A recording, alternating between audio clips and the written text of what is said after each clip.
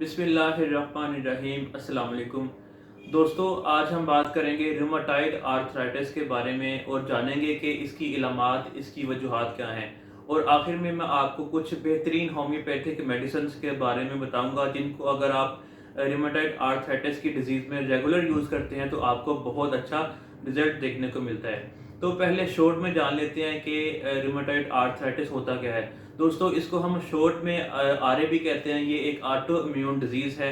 Auto immune disease से मुराद कि ऐसी बीमारी जो हमारे जिस्म में मौजूद इम्यून सिस्टम की वजह से पैदा होती है। जैसे हम सबके जिस्म में एक इम्यून सिस्टम होता है जिसे क़ुव्वत मुदाफ़त भी कहते हैं।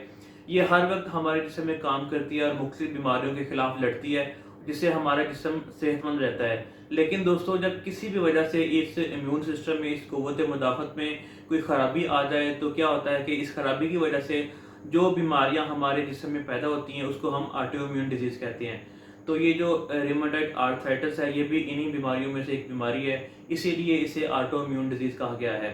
तो इसमें होता क्या है कि इम्यून सिस्टम में ख़राबी की वजह से ये आपके जोड़ों में जो टिश्यूज़ लाइनिंग होती है उस पर अटैक करती है, जिसकी वजह से जोड़ों में मौजूद synovial fluid, cartilage, synovial membrane, ligaments, यानी जिससे मिलकर हमारे जोड़ बनते हैं, उन पे अटैक करता है, जिससे ये इनका स्ट्रक्चर ख़राब हो जाता है, इनकी जो शेप है वो डी शेप होने लगती है, इनमें ख़राबी आ जाती है, इन्फ्लामेशन हो जाती है।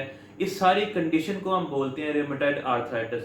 और अगर इसके एज फैक्टर की बात की जाए तो ये ज़्यादातर जो देखने को मिलता है, ये 40 से 60 साल के जो लोग होते हैं उनमें ज़्यादातर ये रूमेटाइड आर्थराइटिस की डिजीज़ होती है। तो रूमेटाइड आर्थराइटिस की वजह से जो आपकी जिस्म में इलामात ज़ाहिर होती हैं, इनमें आपके जोड़ों में सूजन हो जाती है, यानी इन्फ्लामेशन हो जाती है, आपके जोड़ों में से हीट निकलती है, आपके जोड़ नरम हो जाते हैं, जोड़ों में आपको बहुत शदीद किस्म का दर्द होगा, और ख़ास तौर पे जब आप सोकर उठते हैं या फिज़िकल एक्टिविटी कोई नहीं करते तो फिर आपके जोड़ों में अकड़ाहट आ जाती है, और बाज़ औक़ात आपको जोड़ों में दर्द के साथ साथ बुखार हो जाता है, और इसमें आपको भूख बहुत कम लगती है।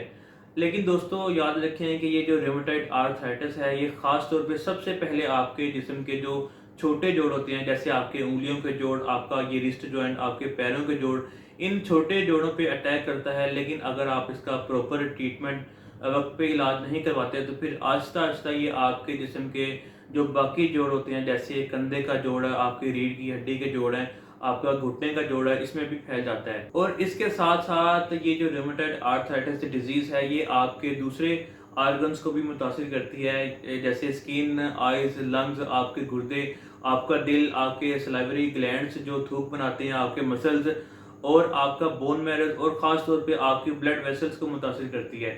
दोस्तों, ये जो रूमेटाइड आर्थराइटिस है, ये एक क्रोनिक प्रोग्रेसिव डिजीज़ है, यानी इससे मुराद जो वक़्त के साथ साथ बढ़ती रहती है और ज़्यादा कॉम्प्लिकेटेड होती जाती है। तो अगर इसके वजूहात की बात की जाए तो दोस्तों, रूमेटाइड आर्थराइटिस की कुछ ख़ास वजूहात सामने नहीं आई, लेकिन इसमें जो सबसे बड़ी वजह है वो है हमारा इम्यून सिस्टम। तो अगर इसके रिस्क फैक्टर की बात की जाए तो दोस्तों, अगर आपकी फैमिली हिस्ट्री में से किसी को भी ये डिजीज़ रही है तो फिर आपको भी रिस्क रहता है रूमेटाइड आर्थराइटिस होने का। और इसके अलावा जो दूसरा सबसे बड़ी वजह है वो है, अगर आप स्मोकिंग ज़्यादा करते हैं तब भी आपको इस डिज़ीज़ का रिस्क रहता है, या अगर आपका ख़ास तौर पे वेट ज़्यादा है, आप मोटापे का शिकार है, तब भी आपको रूमेटाइड आर्थराइटिस का रिस्क रहता है।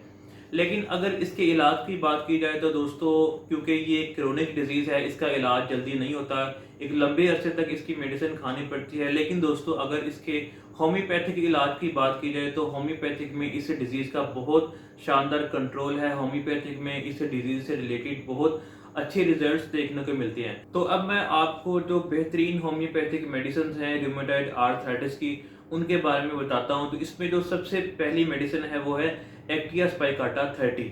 अगर ख़ास तौर पे आपके जिस्म के छोटे जोड़ों में, जैसे हाथ के जोड़, उंगलियों के जोड़, आपका रिस्ट जॉइंट, आपके पैरों के जोड़, अगर आपको इनमें प्रॉब्लम हो, इनमें दर्द हो, तो फिर इस कंडीशन में एक्टिया स्पाइकाटा 30 के आपने 10-10 कतरे दिन में 3 बार हल्के गर्म पानी में डालकर इस्तेमाल करने हैं। और इसमें जो दूसरी मेडिसिन है वो है कोल्चिकम। ये रूमेटाइड आर्थराइटिस की स्पेसिफिक मेडिसिन है, इसको भी आपने दिन में 3 बार यूज़ करना है। और थर्ड नंबर पे जो बहुत बेहतरीन मेडिसिन है वो है कास्टिकम 200। दोस्तों, अगर ख़ास तौर पे आपके जिस्म के बड़े जोड़ों में, जैसे आपका शोल्डर जॉइंट, आपका घुटने का जोड़ है, इनमें आपको दर्द हो, आपको चलते वक्त आपके जोड़ों में से आवाज़ आए, तो इस कंडीशन में कास्टिकम 200 को आपने दिन में 2 बार यूज़ करना है, तो इसका आपको बहुत अच्छा रिजल्ट देखने को मिलता है। तो इसमें जो अगली मेडिसिन है वो है आर्निका 200, इसको भी आपने दिन में 2 बार यूज़ करना है। और जो नंबर 5 पे मेडिसिन है जो बहुत इफेक्टिव मेडिसिन है वो है एपिस मेलिफिका 30। अगर आपको जोड़ों में इन्फ्लामेशन हो, सूजन हो जाए, हीट निकले, तो इस कंडीशन में एपिस मेलिफिका को आपने दिन में 3 बार यूज़ करना है। तो दोस्तों ये कुछ मेडिसिन थी जो रूमेटॉइड आर्थराइटिस में बहुत अच्छा काम करती हैं। होम्योपैथिक में इस डिजीज़ से रिलेटेड बहुत सी अद्वियात इस्तेमाल की जाती हैं, लेकिन जब आप अपना मुकम्मल चेकअप अपने होम्योपैथिक डॉक्टर को करवाते हैं तो फिर इलामात के हिसाब से, सिम्टम के हिसाब से जो आपको कुछ और मेडिसिन भी सजेस्ट की जा सकती हैं। तो दोस्तों उम्मीद है कि ये वीडियो, ये नॉलेज आपके लिए फ़ायदेमंद साबित होगा। इस वीडियो को लाइक और शेयर लाजमी करें। मिलते हैं अगली वीडियो में, तब तक के लिए अल्लाह हाफिज़।